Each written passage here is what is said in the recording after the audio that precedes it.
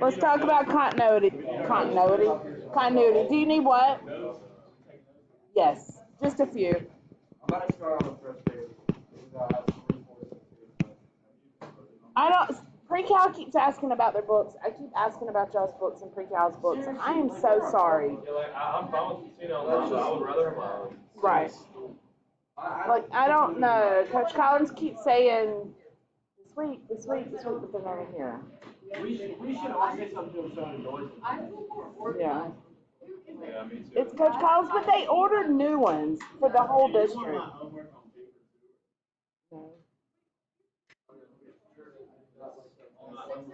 Just, yeah, take a picture of that and turn it. What if what? Okay, all right. That's okay. We'll go over it. Let's save that for tomorrow. Yes, you can know that. Tell me what it means for a function to be continuous.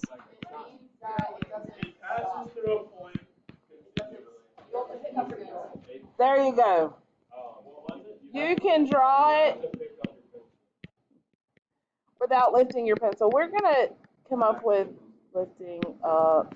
Of course, because this is calculus and everything we do deal with. Oh, did you? Okay. He was like, yeah, that homework to me. It was like no time. I got that homework done. I was like,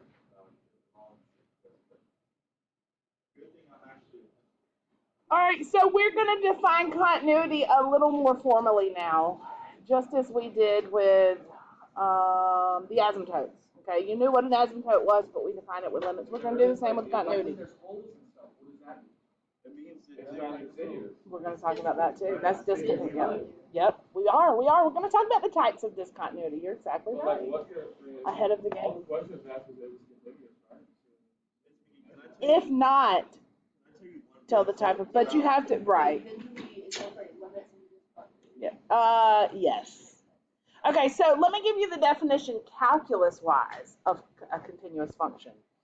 A function is continuous. A function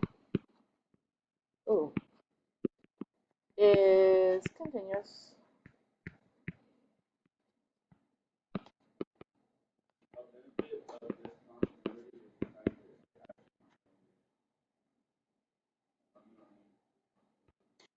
Isn't?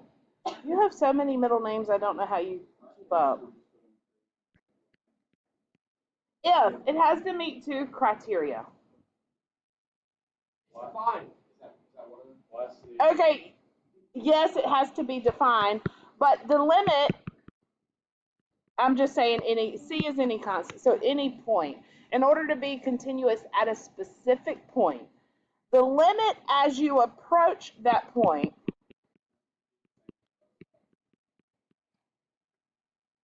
has to be the same as that value of x. And what this means is that one, like the one on your quiz, where you had it's something like this. The limit exists and the limit is there, but it's not the same as the value at that point. Okay, so to be continuous, it has to be the same. And of course, this means that the limit as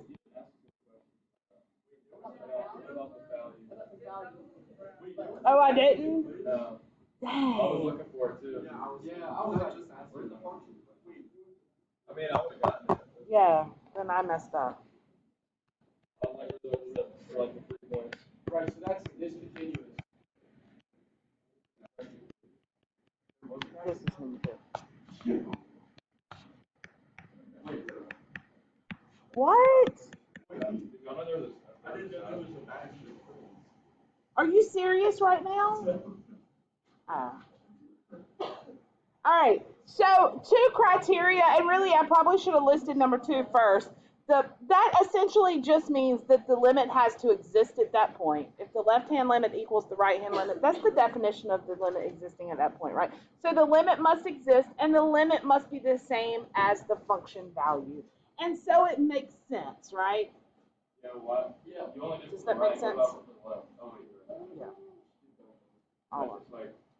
So that's how we must show continuity. Probably going to be a question on multiple choice. of some sort with the definition of, they like to test you if you know the definition of these things. We have multiple choice. Yes, you will always have some multiple choice on all the tests. Just didn't this one because usually. I still make you show your work on multiple choice because I want to see as you go, but I want you to have practice seeing the way the answers are set up and how. Why? Right. That kind of thing. Right. Right. I hate this question though because like I can answer it conceptually, and sometimes I can't answer it as controversial. Like especially on the one with right. Especially on one with D. Like I knew the answer and I like didn't even think about how to say like why. I got you. I knew the answer was. Right. All right. Are y'all okay here? Do you understand what this means in calculus jargon this way?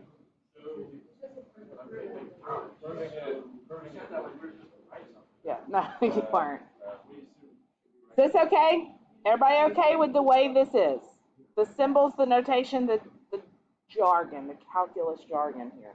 The limit must exist, and the limit must be the same as the function value, and it makes sense if you think about it graphically, okay? So let's talk about the types of discontinuities, and then we'll bring everything together in a couple examples if we have time. Types and why they do not fit the definition. Discontinuity. Somebody give me one. Okay, what's that called?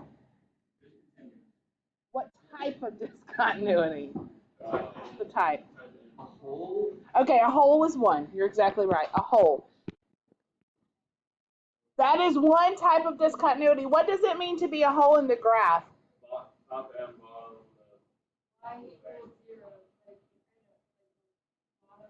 There's a point where you approach it from both sides, it's a different value. Okay, you're giving it to me algebraically, you're giving it to me graphically, and you're both right. So graphically, it means there's a point that the graph cannot be right there, right? It's highly exaggerated on here. It's not that big on your graph, but just so you see, can't be there, right? And how does it occur algebraically? Well, holes occur whenever you have something that cancels top and bottom, but causes a zero where?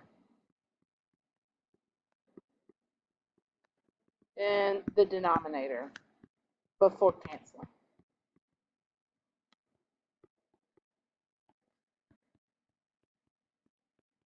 Canceling have two L's? No. It does have two L's? Doesn't look right.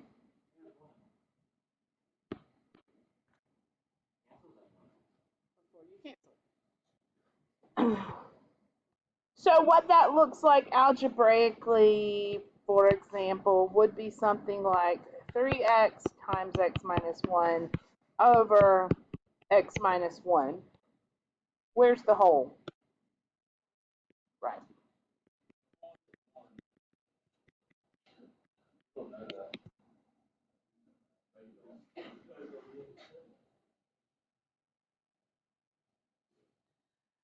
This is a removable discontinuity.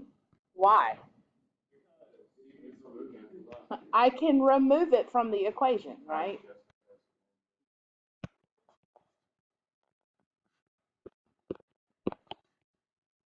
If I can remove it from the equation, it's a removable discontinuity. Yep. All right. Give me another type of discontinuity. Somebody already said one to start with.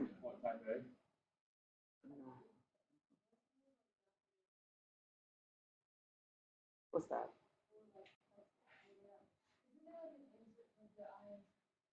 Okay, that is a discontinuous function. What's the type of discontinuity called for that one? Mm-hmm. Jump. Oh, yeah. Remember a jump discontinuity? Jump discontinuity is what we often refer to when we have a piecewise graph. We'll have like a piece of a graph and then it'll jump to another. That's a jump discontinuity. It literally jumps to a whole new value. And like Meg said, that could be our integer function. or step functions. Right? Those are jump discontinuities. The graph itself is completely disconnected from the other. Oh my goodness. What's another way we can be discontinuous? There are 4 of them, by the way. One of them you may not have heard before, but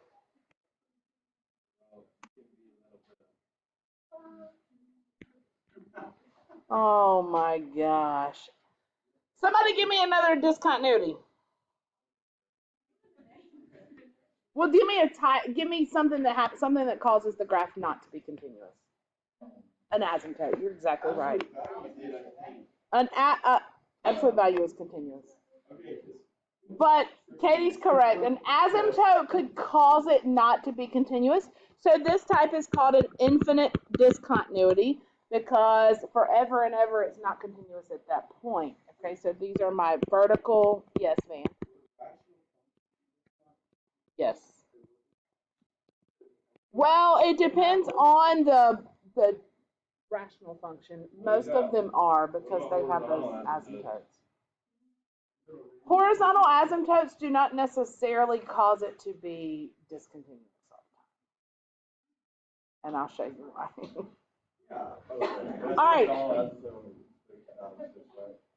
Do I? It did. Yeah. Why? It goes straight through it and then comes back up. The other side does, but you can have an asymptote just on one side. We'll talk about that. Let me get through these. All right, tell me when vertical asymptotes occur algebraically. Vertical. Okay, but algebraically in the equation, how do you find a vertical asymptote? When the denominator equals 0. So if I had something like, you don't even know what you meant. Stop worrying about the test right now. Worry about continuity. Well, I want a good grade. I'm trying to get. Where's the vertical asymptote here? 2. 2, right? So x equals 2. They're only going to see my first. They're only going to see my first semester. No, Dylan. I told you to stop stressing grades. Okay. Vertical asymptote x equals 2. Yes? So that means I am not continuous at 2. I can be continuous on other parts of the graph, and that's really what we're getting to is we're not going to classify the whole graph as discontinuous, but we're only discontinuous at a point, and that point being 2 here. It would be continuous on all other points except for 2. Okay. We'll get to that. All right, last one that you do not know, I am sure, is this one. We will deal with oscillating. Yes, but an oscillating discontinuity are these ever complicating waves that as you close in on a point, they just keep on. Y'all have seen one of those graphs before. The sine of 1 over x, if you graph that, and let me just show you on Desmos because it's a little easier to see. As you,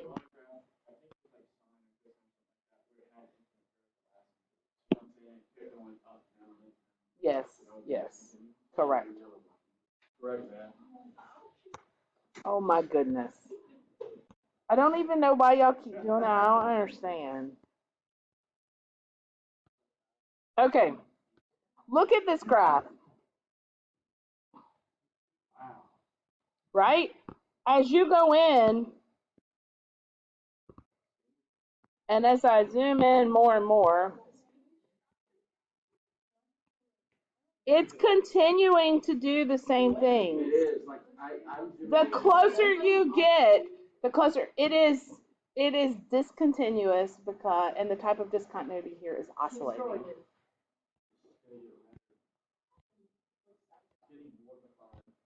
It's not letting me go any further than that for whatever reason. Because that's what, yeah. Okay? Those are the types of discontinuity. Is everybody okay? Maybe just put the equation and just show. I kind of do. So that here we see it. It's just.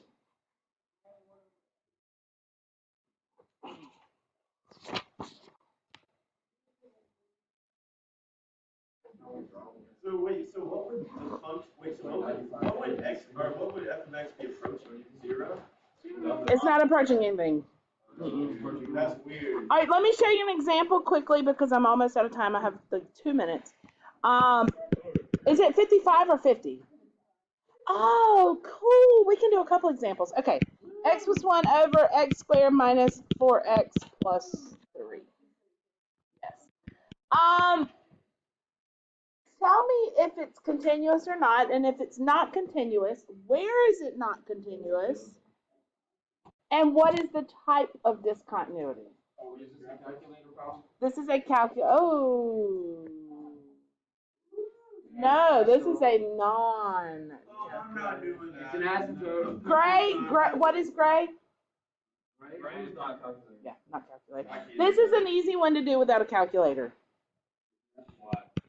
There's an asymptote. We can already see that there's an asymptote, right? How does this factor?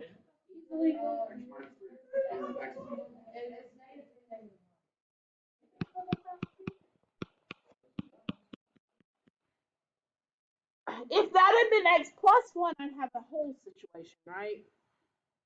Agree? But I don't because it doesn't cancel. Instead, I have vertical asymptotes where? 3 and 1.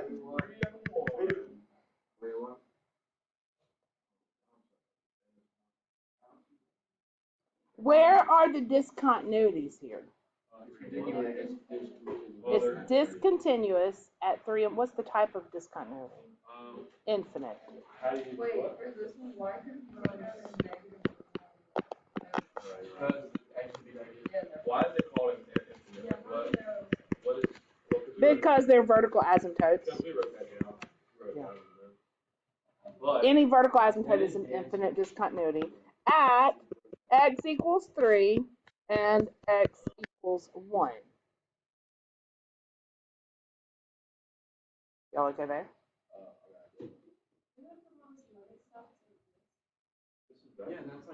Okay, yes, but this is just the initial part. Hold on just a second. We'll get back to some more limits. That's right. This is the introduction. Chemistry. Wait, did y'all see that this corner about the triangle? What does that mean? I don't know. Chemistry. Let me show you a graph. I passed that exam, so I should have passed it. I didn't pass that, so I'm looking at it. No, it means the problem has got. You're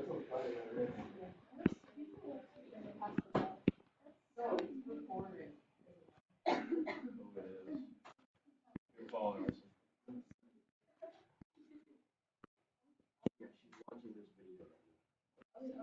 All right, this is a terrible rendition of this graph, but nonetheless, we will use it to answer a couple questions. The first thing is, does this exist? Yes. At 0. 0. Does the limit as x approaches 1, this is number 11 from your homework, by the way, from the right of f of x, does it exist? What is it? The limit as x approaches 1 from the right is 2.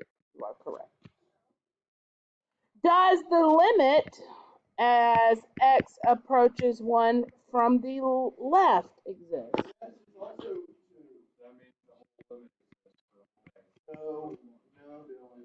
That means, so what is the limit as x approaches 1? 2. Is the function continuous at 1? No. Why? Because it's defined at 1. Not continuous. There is a hole.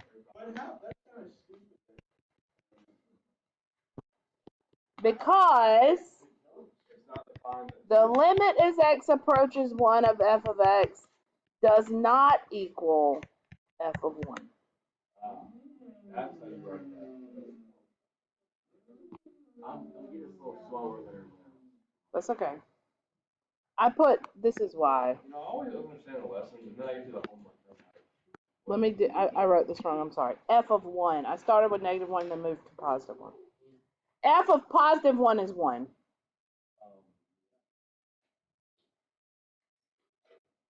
Does that make sense to you? Do you see how we're going to tie this back into limits? You just graded this summer? It says you just graded 2. I haven't even turned in my homework from yesterday. So I can do 3 things at one time. I can grade your homework while I stand up here and teach you. And I'm doing one other thing. You'll have to figure out what it is. Yeah, it's behind my back. Behind my back, I'm doing one other thing. You're plotting. Okay, yeah, I might not get it turned into like. All right. Hold on.